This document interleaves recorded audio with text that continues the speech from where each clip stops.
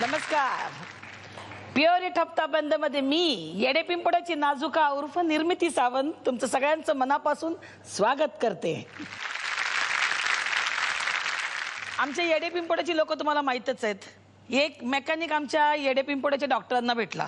त्यांना म्हणाला की काय डॉक्टर, मी गाडी दुरुस्त करतो, तुम्ही माणसं दुरुस्त करता. मी गाडीचं इंजिन रिपेअर करतो, तुम्ही माणसांची इंजिन रिपेअर करता.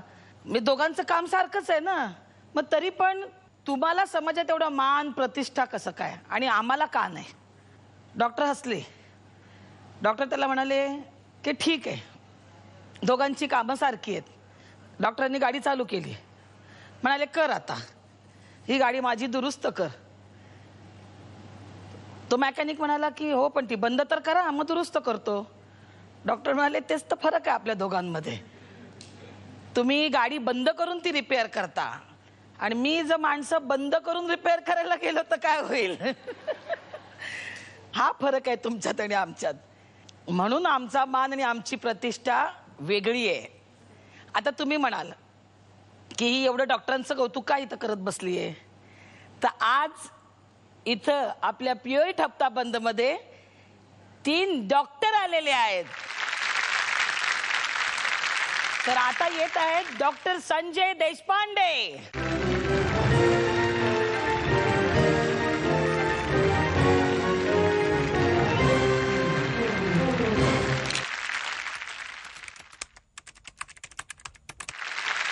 आणि आपल्या दुसऱ्या स्पर्धक आहेत डॉक्टर रुपाली कांबळे.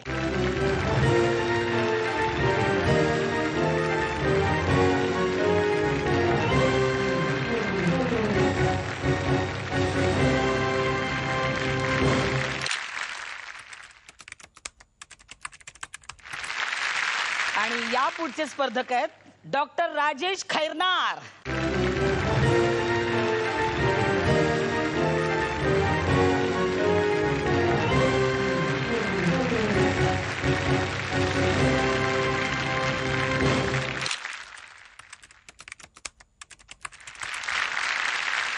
काय होतंय तुम्हाला त्रास? काय होतोय?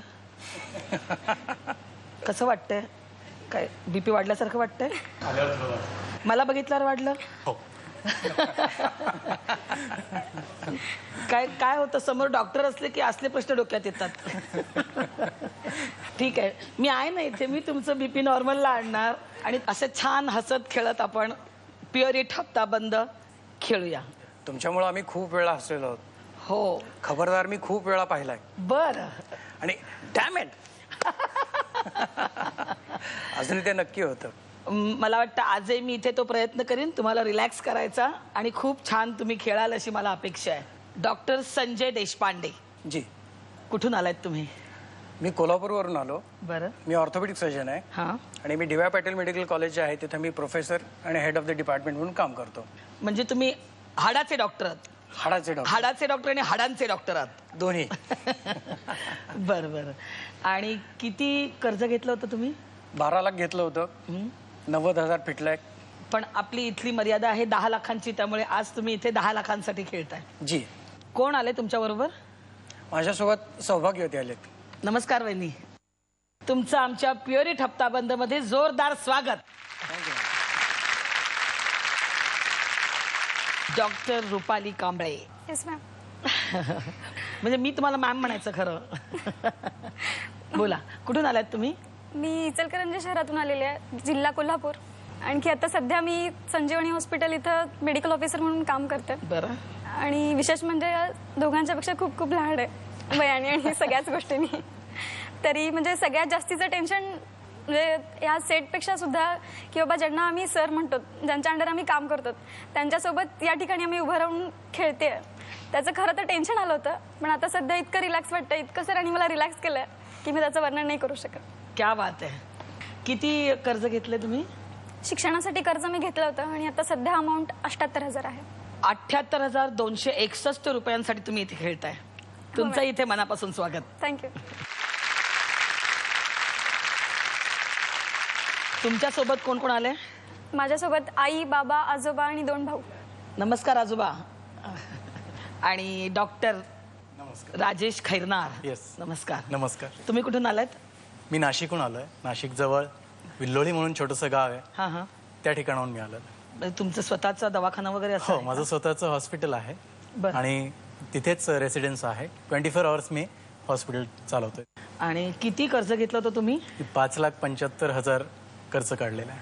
5,42,902 रुपयांसाठी तुम्ही इथे खेळताय. Yes yes. तुमच्यासोबत कोण कोण आले? माझ्यासोबत माझे आई वडील मिसेस आलेले, नमस्कार. नमस्कार. 2 मुलं आलेत आणि सासू सासरे आलेत. नमस्कार. तुमचं आमच्या प्युअरी हप्ताबंदमध्ये जोरदार स्वागत. 10 प्रश्न 10 उत्तरं. प्रत्येक योग्य उत्तराबरोबर तुमच्या खात्यात 10% जमा होतील. 3रा 5वा आणि 7वा प्रश्न नशिबाचा कौल आजमावणारा असेल आणि सगळ्यात आधी ज्याच्या खात्यात 100% जमा होतील तो असेल आमचा आजचा विजेता. त्याचं नाव या चेकवर लिहिलं जाईल. तो हा चेक इथून घेऊन जाईल. तर हा आहे तुमच्यासाठीचा पहिला प्रश्न. मुन्नाभाई MBBS या चित्रपटामध्ये बोमन इराणीने साकारलेल्या व्यक्तिरेखेचं नाव काय? पर्याय आहेत. पर्याय क्रमांक 1 डॉक्टर अस्थाना, पर्याय क्रमांक 2 डॉक्टर नस्ताना, पर्याय क्रमांक 3 डॉक्टर दास्ताना आणि पर्याय क्रमांक 4 डॉक्टर मस्ताना.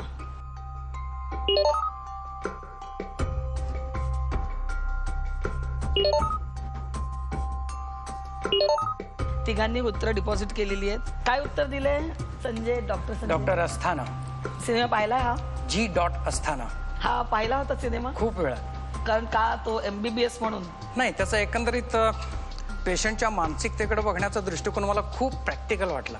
बर बर बर. म्हणजे थिअरी आणि प्रॅक्टिकलमध्ये बऱ्याच वेळी बरीच तफावत असते, हा. ती त्याच्यामध्ये चांगली दाखवली होती, म्हणून मला तो आवडला. तुम्ही डॉक्टर अस्थाना डिपॉझिट अस्थाना. केलेलं आहे. तुम्ही डॉक्टर असताना. डॉक्टर राजेश. मी डॉक्टर असतो. आणि या प्रश्नाचं योग्य उत्तर आहे पर्याय क्रमांक 1 डॉक्टर अस्थाना.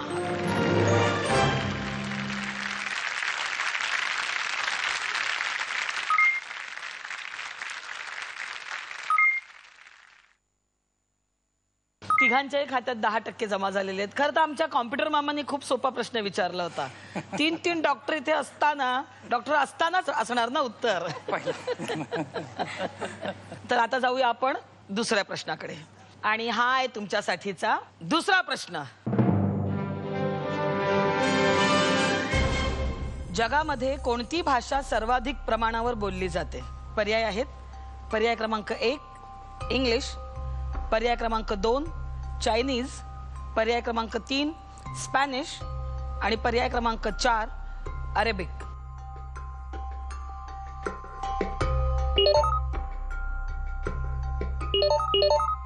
तिघांनी उत्तर डिपॉझिट केलेली आहेत. डॉक्टर राजेश, काय उत्तर दिलं तुम्ही? इंग्लिश. खात्री आहे तुम्हाला याबद्दल? हो हो. Doctor Rupali English. आणि डॉक्टर संजय, चायनीज. तुम्ही ठाम आहात या उत्तरावर? नाही, ठाम नाही आहे, पण इंग्लिशपेक्षा स्पॅनिश जास्ती बोलली जाते जगामध्ये. बरं, लोकसंख्येच्या हिशोबात गेलं तर चायनीज लोकसंख्या ही सगळ्यात जास्ती आहे. ठीक आहे. आपण मामांना विचारूया काय उत्तर आहे याचं. आणि या प्रश्नाचं योग्य उत्तर आहे पर्याय क्रमांक 2 चायनीज. याचबरोबर तुमच्या खात्यात 10% वाढ झालेली आहे. तुमच्या खात्यात आहेत आता 20% आणि डॉक्टर रुपाली आणि डॉक्टर राजेश तुमच्या खात्यात 10% आहेत. असा अनुभव बोलतो. एक्झॅक्टली. बरोबर आहे ना? म्हणजे त्यांनी तुम्ही जे त्याचं स्पष्टीकरण दिलं ते अगदी योग्य आहे की सर्वाधिक लोकसंख्या चीनमध्ये असल्यामुळे सर्वाधिक बोलली जाणारी भाषा चायनीज आहे. अगदी बरोबर. आता तिसरा प्रश्न. त्याच्या आधी मी आमच्या येडे पिंपोड्याचा एक डॉक्टरांचा किस्सा सांगते बरं का. आमचा रघ्या येडे पिंपोड्याचा, त्याला एकदा मी हॉस्पिटलमध्ये ॲडमिट केलं. ऑपरेशन थिएटरमध्ये तो होता. आम्ही बाहेर बसलो होतो सगळेजण, वाट बघत होतो आता ऑपरेशन होईल आणि रघ्या बाहेर येईल. तर 2 मिनिटांनी रघ्या बोंबटत बाहेर आला आणि पळायलाच लागला. आम्हाला कळे ना काय झालं. त्याला थांबवलं, विचारलं काय झालं बाबा, का पळतोयस? तर तो म्हणाला की आतली ती नर्स म्हणत होती की तुम्ही घाबरू नका, सगळं ठीक होईल, काळजी करू नका, काळजीचं काही कारण नाही आहे, टेन्शन घेऊ नका, सगळं काही नीट होईल. तर मग मी त्याला म्हटलं की हो मग काय चांगलं सांगितलं ना नर्सनं, याच्यात घाबरण्यासारखं काय आहे. तर तो म्हणाला हो पण हे सगळं ती आतल्या डॉक्टरला सांगत होती. तर तो डॉक्टर थरथर कापतोय, डॉक्टर घाबरला एवढं ऑपरेशन करायचं म्हणून. म्हणून मी पळत सुटलं. आम्ही एक एक किस्से ऐकतो डॉक्टरांचे. म्हणजे असे तर किस्से मी नेहमी वाचत असते पेपरमध्ये की ऑपरेशन करताना कैचीच राहिली पोटात, दोराच राहिला पोटात. तर असं खरंच होतं का सगळं काही? असं सहसा होत नाही. मी ऑर्थोपेडिक सर्जन आहे, त्यामुळे हाडांचे ऑपरेशन्स भरपूर होत असतात. त्यामुळे क्वचित प्रसंगी असं काही राहिलं वगैरे असं खरंच कधी होत नसतं. आपण डॉक्टर आहोत याचा अभिमान वाटावा असे काही किस्से असतील ना तुमच्याकडे? आता कसं झालं होतं, एक 24 वर्षाचा एक मुलगा म्हणण्यापेक्षा तरुण माणूस म्हणू, असं तो एक माझ्याकडे आला होता. आणि त्यानं सांगितलं की एक 3 वर्ष झाली त्याची एक मांडी सुजते हळूहळू. तशा अवस्थेतच त्यानं लग्न केलं, त्याला पहिलं मूल झालं. त्यानंतर रॅपिडली म्हणजे थोड्याशा फास्ट ग्रोथनं ते वाढायला लागलं. मग शेवटी असं झालं की ती गाठ अशी मोठी झाली. मी ती मोजली होती, ती साधारणपणे 36 इंचाची होती त्याचा सर्कम्फरन्स. मग तो बऱ्याच जागी गेला. पण तो कॅन्सर आहे, आणखीन त्याच्यामध्ये हा माणूस मरेल ही भीती सगळ्यांनाच होती. त्यामुळे सगळेजण म्हणत होते की हे नको ऑपरेट करायला, तुझे थोडेसे दिवस राहिलेत, जेवढे दिवस आहेत तेवढे तू तुझ्या मुलासोबत, बायकोसोबत, म्हाताऱ्या वडिलांच्या सोबत काढ, आणखीन पुढं जे होईल ते होईल. दुसरी गोष्ट अशी होती की कदाचित मोठ्या हॉस्पिटल्समध्ये त्याचं ऑपरेशन झालं असतं, पण आर्थिकदृष्ट्या तो पूर्ण गरीब होता. जेव्हा तो माझ्याकडे आला तेव्हा त्याची बायको रडली बिचारी. ती म्हणाली सर माझ्याकडे खरंच काहीही नाही आहे. जेवढं आम्ही फिरलो इकडं तेव्हा ते म्हटले आमचं जे काही घर होतं, आणखीन एक शेळी होती ती विकली आणि तिचे पैसे सुद्धा संपले. आता आमच्याकडे खरंच काही नाही आहे. त्याला सांगितलं की बाबा आपण एक चान्स घेऊया. तो म्हटला सर नुसता बसूनच आहे, हालता येत नाही, हल्लं तर दुखतं. म्हटलं आता मी कंटाळलो, मी मेलो तरी चालेल, पण ह्याच्यामध्ये जे काही करायचं ते तुम्ही करा. आणि आम्ही त्याला ऑपरेट केला. मग साधारणपणे एक 2.5-3 तास ऑपरेशन शांतपणे चाललं होतं. कमरेखाली भूल दिलेली होती. खोब्यातनं, ज्याला आपण हिप जॉईंट म्हणतो इंग्लिशमध्ये, तिथून तो पाय काढला पूर्णच. मांडीमध्ये काहीच नव्हतं. मांडी म्हणजे हा असा पूर्ण मोठाच्या मोठा 36 इंचाचा गोळा होता. खाली फक्त पाय आहे म्हणून आहे असंच होतं, बाकी मांडीचं हाड नव्हतं. तो पूर्ण एखादा बलून फुगवावा असं ते हाड होतं. मग ते काढल्यानंतर दुसऱ्या दिवशी जेव्हा मी त्याला पहिल्यांदा भेटायला गेलो तो म्हटला सर, म्हटलं मला इतकं छान वाटलं, पहिल्यांदा म्हटला 8 महिन्यानंतर मी ह्या कुशीचा त्या कुशीवरती झालो. ती त्याच्यासाठी आनंदाची बाब होती. टाके 12व्या दिवशी निघाले, आणखीन तो निघून गेला. त्याच्यानंतर ज्याला आम्ही फॉलोअप म्हणतो की परत आम्ही त्याला बोलवतो की बाबा महिन्यानंतर ये, 3 महिन्यानंतर ये, 6 महिन्यानंतर ये, तो आलाच नाही. तर अशी मध्ये 4 वर्ष गेली. 4 वर्ष गेल्यानंतर माझं जे D Y Patil medical college आहे कोल्हापूरचं, तिथे एक फंक्शन होतं आणि त्याचवेळी त्या गर्दीत रस्ता केला होता. प्रमुख पाहुणे येणार होते. आणखीन त्यावेळी एक लंगडा माणूस आला माझ्याकडं, उंचापुरा तगडा, आणि त्यांना आपला असा वाकून मला नमस्कार केला, कुबड्या सांभाळत. नमस्कार केल्यानंतर मी त्याला म्हटलं तू कोण? तो म्हटला मी सांगतो साहेब. म्हटला 4 वर्षापूर्वी म्हटला तुम्ही माझ्या पायाचं ऑपरेशन केलं होतं, माझा पाय तुम्हीच काढून टाकलाय. अरे म्हटलं मी तुला 15 दिवसानंतर यायला सांगितलं होतं. म्हटलं सांगितलं होतं, पण म्हटलं ते सगळंच बरं वाटायला लागल्यानंतर म्हटलं मी आलोच नाही. काय दुखणं असलं तरच येईन, नाही दुखलं तर मी काय येऊ तुमच्याकडं. म्हटलं हे छान आहे. म्हटलं आता कसं आलास? नाही म्हटलं तेच सांगायला आलो. म्हटलं घरी गेलो, बरं वाटायला लागलं. त्याच्यानंतर म्हटलं मी एक पानपट्टीचं दुकान, छोटंसं टपरी एक उभी केली. आता म्हटलं तिथं मी एक मोठं स्टूल ठेवले, त्याच्यावरती मी बसतो. माझा धंदा चांगला चाललाय, घर चांगलं चाललंय. आणि नंतर म्हटलं महत्वाची बाब म्हणजे मी गेल्यानंतर वर्षाच्या आत मला एक मुलगा सुद्धा झाला. अरे वा, क्या बात आहे.